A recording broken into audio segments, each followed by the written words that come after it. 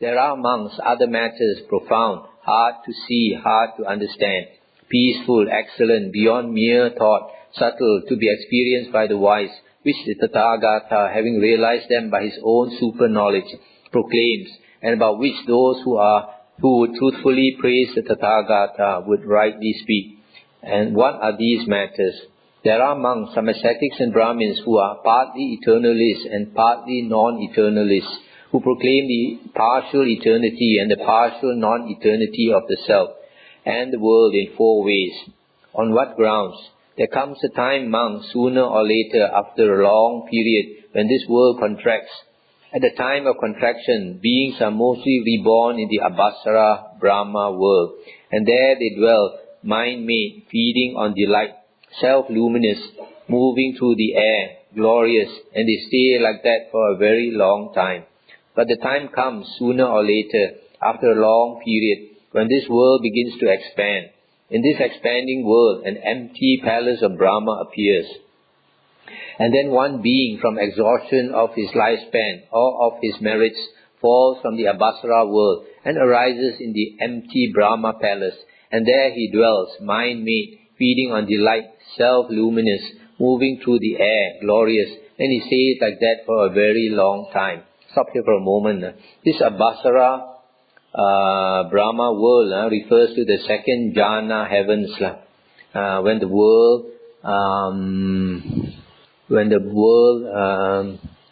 ends, then the beings are reborn. They practice meditation and they are reborn in the second jhana heaven.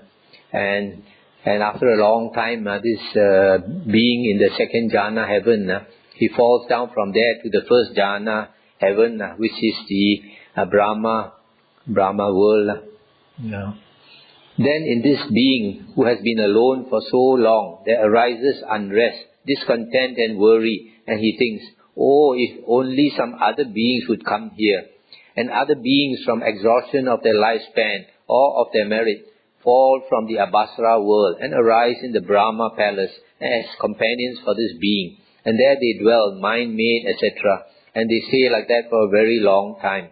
And then monks, that being who first arose there thinks, I am Brahma, the great Brahma, the conqueror, the unconquered, the all-seeing, the all-powerful Lord, the maker and creator, ruler, appointer and orderer, father of all that have been and shall be. These beings were created by me. How so?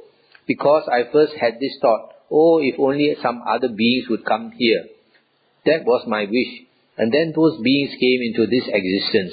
But those beings who arose subsequently think, this friend is Brahma, great Brahma, the conqueror, the unconquered, the all-seeing, the all-powerful, the Lord, maker and creator, ruler, appointer and orderer, father of all that have been and shall be. How so? We have seen that he was here first, and that we arose after him.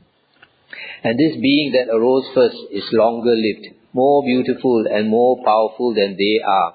And it may happen that some being falls from that realm and arises in this world. Having arisen in this world, he goes forth from the household life into homelessness. Having gone forth, he, by means of effort, exertion, application, earnestness and right attention, attains to such a degree of mental concentration that he thereby recalls his last existence, but he recalls none before that, and he thinks, that Brahma, he made us, and he is permanent, stable, eternal, not subject to change, the same forever and ever. But we who were created by that Brahma, we are impermanent, unstable, short-lived, fated to fall away, and we have come to this world. This is the first case whereby some ascetics and Brahmins are partly eternalists and partly non-eternalists.